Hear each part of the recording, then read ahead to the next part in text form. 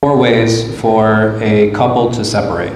So if one spouse is accusing his spouse of infidelity, right? If they feel that this person went with someone else, they can do something called li'an.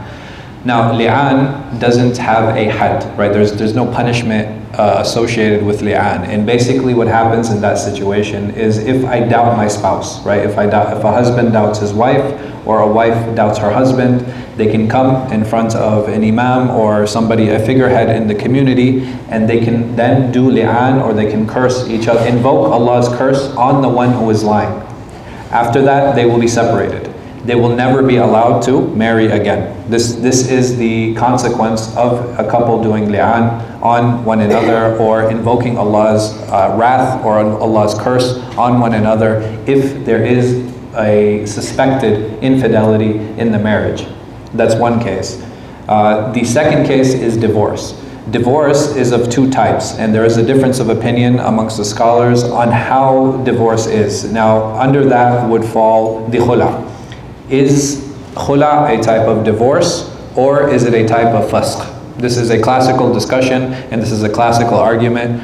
I personally see the khula to be a type of divorce. I don't see it to be a type of fasq.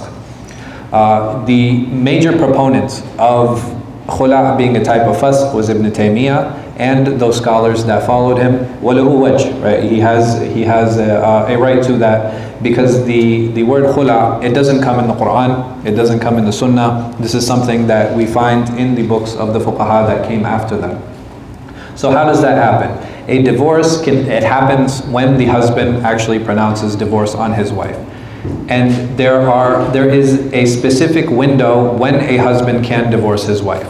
So when can I not divorce my wife? Who knows? When am I not allowed to divorce her? I'm sorry? She's pregnant. When she's pregnant? No, when she's pregnant you actually can. Because our iddah is when? When does the iddah, or when does the reconciliation period, when does that end? When she gives birth, right? Then they would separate. So pregnancy is not one of them. Anyone else know? I'm sorry? Sure? During her period, right? During her menstrual cycle. When she is on her menstrual cycle, until she has taken a shower, meaning that if she finishes her cycle and she has not taken her shower, or she has not taken her ghusl, you cannot divorce her. Once she takes her ghusl, she is eligible to divorce. طيب, if she is outside of her menstrual cycle, can I divorce her? Everybody's scared. Right? You can, on what condition? If you have not been intimate with her. This is the condition. Meaning that if a woman has her cycle, she comes clean, and you are intimate with her, I am not allowed to divorce her until when? Until the next cycle finishes. And how many times do I divorce her? This is a huge problem in many of our communities. How many times do I divorce my wife, ya ikhwan? Once. One time. Any more than one time. Any more than one time, هذا يسمى طلاق بدعي. This is an innovated type of talaq, and not only the talaq counts, على الخلاف, but the talaq counts, and the person who did pronounce the talaq has to make tawbah, because he did something haram.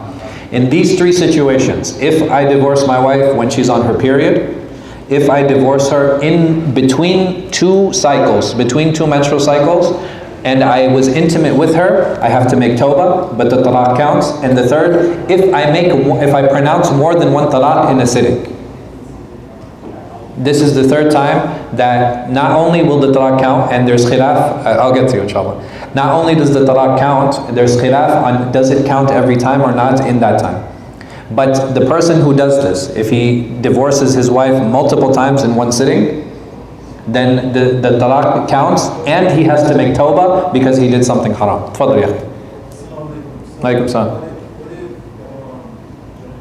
during the divorce, they decide to Reconcile? Yeah. And then along the way, let's say 2 years later, Sure. he Decides to divorce again? طيب, no problem. So what happens is that after the divorce is pronounced, what happens? This is what's called the iddah period. This is the reconciliation period. When a divorce is pronounced, how long is the iddah? How long is the reconciliation period? ثلاثة قروء, right? There are 3 menstrual cycles that need to happen for them to be completely separated. During that time, they are still what? They're still husband and wife, they're still married, they still live together. So this shows to us the importance and the azam that this individual who is divorcing his wife, that he is serious, right? Because he has to wait for those time frames in addition to waiting for the iddah to reconciliation period to finish. Why? This shows us the importance of marriage and trying to maintain the institution and trying to stay together as a couple. But it also shows us on the other end, if an individual is willing to wait sometimes 1, 2, 3, 4 months and he's still committed to not being married to his spouse, that commitment it's a true commitment. She still has the right during the reconciliation period to the nafaqah that he still has to spend on her, but the only thing that he cannot do with her is what? He can, so touching, it depends. Touching, it depends.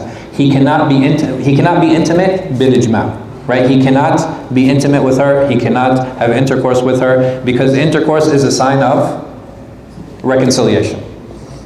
And this defeats one of the purposes of the iddah period, which is that she does not become pregnant, right? And so it's very important to keep all of these things in mind. But these are some of the rulings that surround this, and it's really upsetting for us as a community that we are ignorant in how to get married, and we're also ignorant in how to divorce. Even though these two things are very fundamental parts of the relationship between a husband and a wife. And these are things that we have to and we must be aware of. And the second part of this is the khula. So if we say that the talaq is when the husband divorces his wife, the khula is also when the husband divorces his wife. But what is the difference? The wife says she tries to buy out of the marriage. She tries to buy out of the marriage. How does she do that? She can return some of the mahar. She can return all of the mahar. And with khilaf, some can say she can even give more than the mahar. Why? What is the purpose? She is trying to remove herself and trying to buy herself out of the marriage, telling the husband, listen, I'll give you this money, divorce me. So the way that men and women divorce is different. The man has the power of direct divorce. The woman has the power of indirect divorce, meaning that she cannot divorce herself. She has two choices. She can give her husband money saying, hey, please divorce me. If he rejects, what does she do? Then she has to go to the judge, she has to go to the imam, and the imam will pronounce what is called fasq. He will annul the marriage. Tfaddal, ya akhi.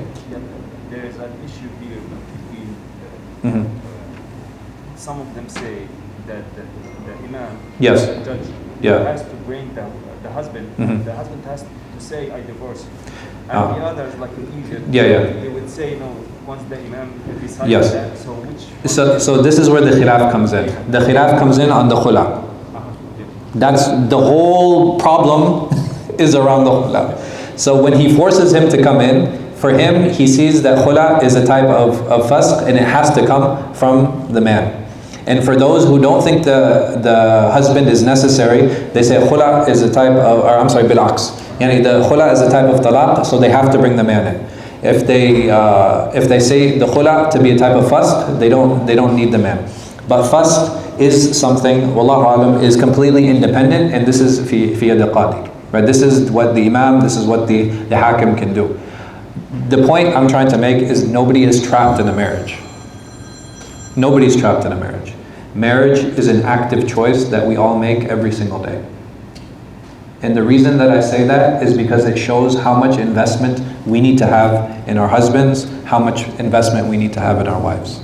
And it is something that is very important. It is an integral part of Islamic society, of Muslim society, and not in society in general.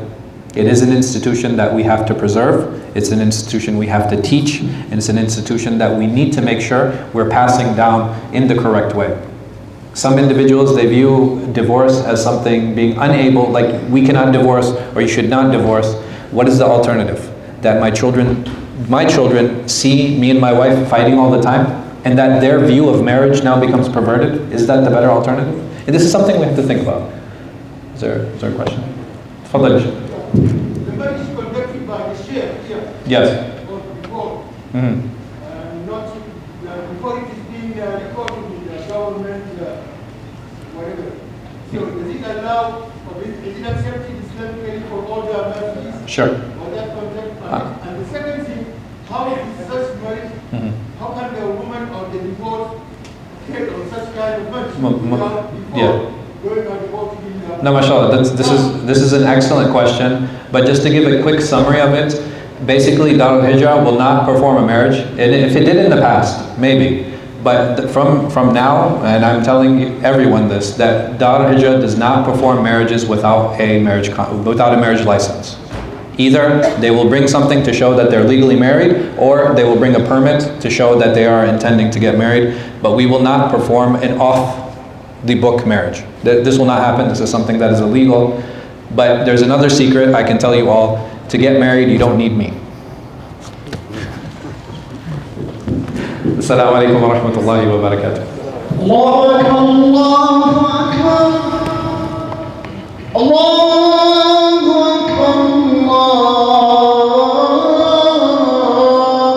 Akbar. Ashhadu an la ilaha